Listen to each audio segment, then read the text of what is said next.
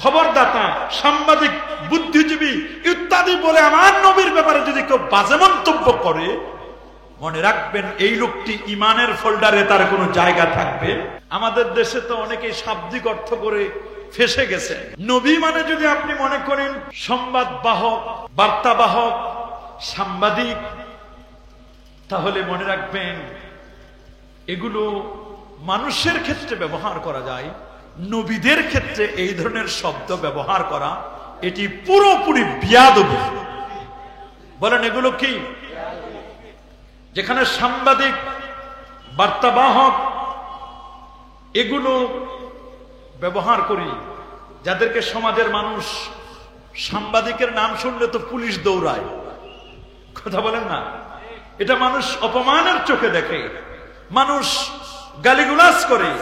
তাদের ক্ষেত্রে যেই শব্দটি ব্যবহার করে সেই শব্দটি আমার রাসূলের ক্ষেত্রে ব্যবহার করা, এটি স্পষ্টত এটি ইমানের ফোল্ডারে তার জায়গা থাকবে না যে এমন শব্দটি ব্যবহার করবে। আপনারা বলুন, যেই শব্দটি সাধারণ সাংবাদিকদের ক্ষেত্রে ব্যবহার করা হয়, এই শব্দটি কি নবীদের ক্ষেত্রে ব্যবহার করা যাবে? তাহলে সব জিনিস শাব্দিক হয় না। বলেন না, সব জিনিস কি হয় না? নবী আর সাংবাদিক কি এক জিনিস? বলুন। নবী শব্দের অর্থ ইংরেজিতে আমরা এটাকে বলি মেসেঞ্জার, ইংরেজিতে কি বলে? আর সাংবাদিককে বলা হয় জার্নালিস্ট। কি বলা হয়? দুটো শব্দ দ্বারা দুটো আলাদা বিষয়কে বোঝানো হয়। একটি বিষয়কে বোঝানো যাবে না যিনি নবী তিনি সাংবাদিক, এরকম কথা বলা এটা কোনো সুস্থ মস্তিষ্কের মানুষের ব্যবহৃত শব্দ হতে পারে না।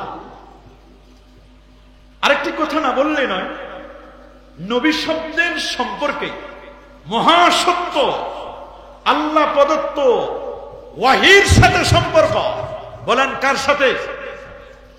আর আমার দেশের যারা সাংবাদিক, এদের সম্পর্ক মানুষের সৃষ্ট সত্য এবং মিথ্যার সংমিশ্রিত বিষয়ের সাথে সম্পর্কিত।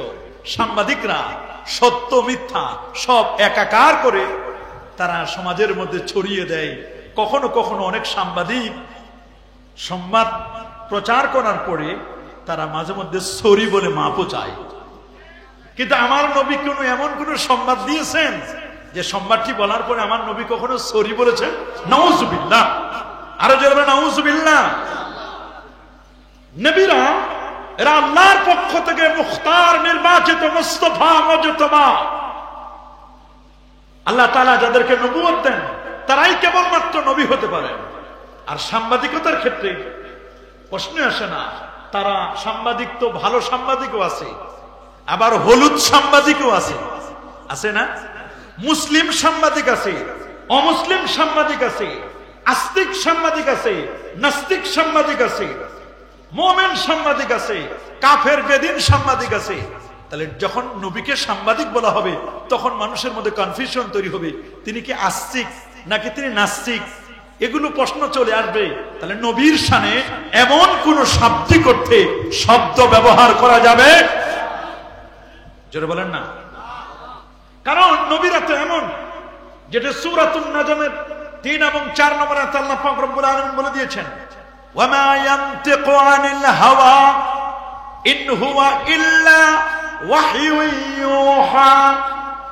তিনি নবীজি সাল্লাল্লাহু আলাইহি ওয়াসাল্লাম নিজের খেয়াল থেকে কোন রকমের কোন কথা বলেন না। এটা তো ওহী যা তার প্রতি নাজিল করা হয় আল্লাহর পক্ষ থেকে। ওহী ছাড়া তিনি কোন নিজের পক্ষ থেকে বানিয়ে কোনো কথা বলেন নাকি? তাহলে বুঝা গেল শাব্দিক অর্থ সব সময় ব্যবহার করা যায়। মনে রাখবেন, ইমামে কুরতুবী রাহমাতুল্লাহ আলাইহি তাফসীরে কুরতুবীর 17তম খণ্ডের 97তম পৃষ্ঠার মধ্যে অতি চমৎকার করে বলেছেন, মান সামা আন্নাহু ইয়াতাকাল্লামু ফিদ-দীন বিরাইহি লা বিল ওয়াহী ফাকাদ কাফারা। যে ব্যক্তি বলে নবীজি নিজের মন মতো করে কথা বলেছেন, ওই লোকটিকে ঈমানদার হিসেবে সমাজের মধ্যে পরিচয় করবার কোনো সুযোগ নাই। আল্লাহু আকবার বলেন। যদি কোনো ব্যক্তি বলে মান সামা আন্না নবিয়্য সাল্লাল্লাহু আলাইহি ওয়াসাল্লাম ইয়াতাকাল্লামু ফি আমরিদ দ্বীন বিআকলিহি, যে নবীজি তার ইন্টেলেকচুয়াল পাওয়ার, বুদ্ধিভিত্তিক নিজের মন মতো, নিজের মন মস্তিষ্ক চিন্তা চেতনা থেকে কথা বলেছেন, এই আয়াতের তাফসীরে বলা হয়েছে, তাহলে নিঃসন্দেহে লোকটি ইমানের ফোল্ডারে তার কোনো জায়গা থাকবে। এই জন্য খুব ভালো করে আপনাদের আমাদের মনে রাখতে হবে, নবীদের ব্যাপারে এমন কোন বক্তব্য, এমন কোন ফতোয়া আমাদের দেওয়া যাবে না যেই ব্যাপারে রাসূল করিম সাল্লাল্লাহু আলাইহি ওয়াসাল্লামের শানের খেলাফ হয়। কথা বলুন, জোরে বলুন না। নবীজির ব্যাপারে এরকম কোন বক্তব্য দেওয়া যাবে? কখনো দেওয়া যাবে? এইরকম বক্তব্য কি আমরা কখনো দিব? কখনো আমরা নবীজির ব্যাপারে এইরকম বক্তব্য আমরা দিব না। শুরুতেই আমরা এরকম কয়েকটি ফতোয়া নকল করতে চাই যারা রাসূল করিম সাল্লাল্লাহু আলাইহি ওয়াসাল্লামের ব্যাপারে বাজে মন্তব্য করে, বিশেষ করে রদ্দুল মুহতাব, যেটি ইবনে আবেদিন আশ-শামি, যেটাকে আমরা সহজে চিনি হাশিয়াতু ইবনে আবেদিন, সেই কিতাবের ৪র্থ খণ্ডের ২৩৬ পৃষ্ঠার মধ্যে একটি বক্তব্য এসেছে, মান জাআলান নাবিয়্যা সাল্লাল্লাহু আলাইহি ওয়াসাল্লাম মুবাল্লিগান বিআকলিহি লা বিওয়াহিহি ফাকাদ আনকারান নবুওয়াহ ওয়া কাফারা। যে ব্যক্তি নবীকে বলে যে তিনি ওহী নয়, বুদ্ধি বা সংবাদ দিয়ে কথা বলতেন, সে নবুয়তকে অস্বীকার করেছে এবং সে ঈমানের ফোল্ডার থেকে সে বের হয়ে গেছে। নাউযুবিল্লাহ বলেন, আরে জোরে বলেন নাউযুবিল্লাহ। শুধু তাই নয়, ফতোয়ায়ে হিন্দিয়া, আল ফাতাওয়া আল হিন্দিয়া, যেটাকে ফতোয়া আলমগীরি বলা হয়, ৭০০ পাক ভারত উপমহাদেশের আলেমরা মিলে যে কিতাবটি লিখেছেন, ২য় খণ্ডের ২৭৬ পৃষ্ঠার মধ্যে যে বক্তব্যটি এসেছে, ইন্নান নাবিয়্য সাল্লাল্লাহু আলাইহি ওয়াসাল্লাম আলিমুন, আল্লাহ নবী ছিলেন, আল্লাহ নবী ছিলেন আলিমু আখবারিন আও সাম্মাহু মুসলিহান ইজতিমাইয়ান লা রাসূলান ইউহা ইলাইহি ফাকাদ কাফারা। তিনি আরো বলেছেন, মান সাম্মান নাবিয়্য সাল্লাল্লাহু আলাইহি ওয়াসাল্লাম খবরান আও সাহফিয়ান আও মাসলাহান আও ফাকিহান লা ইউহা ইলাইহি ফাহুয়া কাফিরুন। যে নবীজিকে খবরদাতা বলবেন, যে মান সাম্মান নবিয়্য সাল্লাল্লাহু আলাইহি ওয়াসাল্লাম খবরান আই মুখবিরান, খবরদাতা, সাংবাদিক, বুদ্ধিজীবী ইত্যাদি বলে আমার নবীর ব্যাপারে যদি কেউ বাজে মন্তব্য করে, মনে রাখবেন এই লোকটি ঈমানের ফোল্ডারে তার কোনো জায়গা থাকবে? জোরে বলেন, ঈমানের ফোল্ডারে তার কোনো জায়গা থাকবে? এই জন্য আমরা বলে দিলাম, কেউ যদি বলে হায়াতুন নবী মানে বা হায়াতুল আম্বিয়া মানে নবীগণের জীবনী, এটা শাব্দিক অর্থ।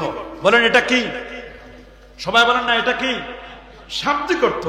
কিন্তু পরিভাষায় হায়াতুল আম্বিয়া বা হায়াতুন নবী পরিভাষায় বলা হয় নবী পাক সাল্লাল্লাহু আলাইহি ওয়াসাল্লামের ইন্তেকালের পরে তার রওজা মুবারাকায় নবীগণের বিশেষ জীবন লাভ করা, এটাকে মূলত বলা হয় হায়াতুল আম্বিয়া।